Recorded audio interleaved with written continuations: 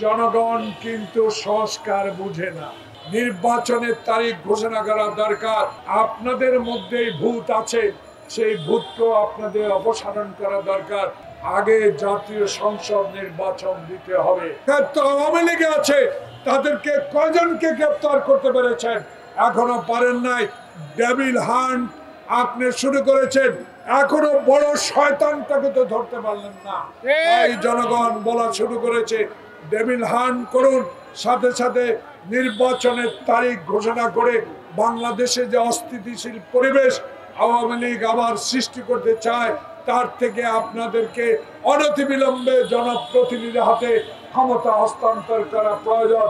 তাই জাতীয়তাবাদী শক্তির আজকে আমরা বলতে চাই, আমাদের দল বলতে চায়, জনগণ কিন্তু সংস্কার বুঝে না।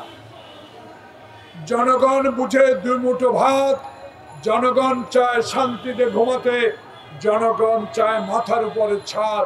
তাই অনতিবিলম্বে সংস্কার করে সময় পার না করে নির্বাচনের তারিখ ঘোষণা করা দরকার। আজকে গতকালকে আমরা দেখেছি সারা রাত মানুষ বাসাবাড়ি পাহারা দিচ্ছে। আমি বুঝতে পারি না, এই সরকার তো কোনো দলীয় সরকার নয়। আপনারা তো বুকের সাহস নিয়ে আপনাদেরকে দেশ পরিচালনা করা উচিত। কারণ যদি মনে করেন আপনাদের মধ্যেই ভূত আছে, সেই ভূতকেও আপনাদের অপসারণ করা দরকার। কারণ আমরা এখনো আপনাদেরকে সমর্থন করে যাচ্ছি। বাংলাদেশ জাতীয়তাবাদী দল একটা বৃহত্তম রাজনৈতিক দল, যেই দল এখনো সবুজ ধরে আছে একটি কারণে, আমাদের নেতা তারেক রহমান 16 বছর ধরে আন্দোলন সংগ্রাম শুরু করে তার শেষ ইতি হয়েছে জুলাই আগস্ট। ছাত্র জনতার সমর্থন নিয়ে হাসিনাকে বিদায় করা হয়েছে। তাই আমার দলের নেতা তারেক রহমান বলেছে ধৈর্য ধরতে হবে। ধৈর্য তো আমরা ধরেই আছি। আমাদের নিয়ে ষড়যন্ত্র শুরু হয়েছে, এখনো আভাস পাওয়া যাচ্ছে নতুন দল হবে, হোক, স্বাগত জানাই আপনাদেরকে। কিন্তু নতুন দল করে নির্বাচনকে বিলম্বিত করার কোন হীন চেষ্টাই দেশের মানুষ মানবে না। আগে জাতীয় সংসদ নির্বাচন দিতে হবে, আগে জাতীয় সংসদ নির্বাচন দিতে হবে। এই কারণে জনপ্রতিনিধিরাই ঠিক করবে দেশে কখন স্থানীয় সরকার নির্বাচন হবে, কি কি সংস্কার দরকার জাতীয় সংসদ সদস্যরাই ঠিক করবে।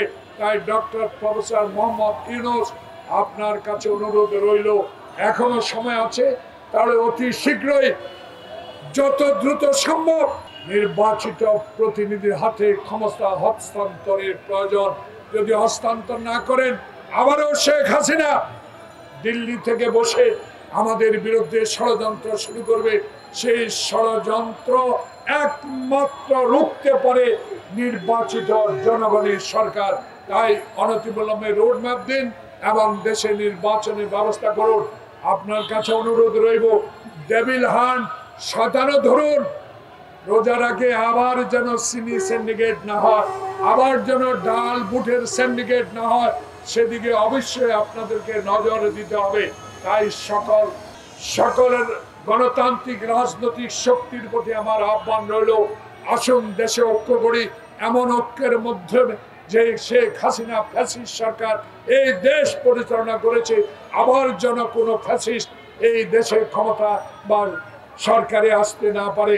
আমরা যদি সরকার গঠন করতে পারি, আমরাও কথা দিলাম বাংলাদেশে আর কোনোদিনও ফ্যাসিস্টের জন্ম হবে না, কোনোদিনও সংবাদপত্রের স্বাধীনতা বন্ধ করা হবে না।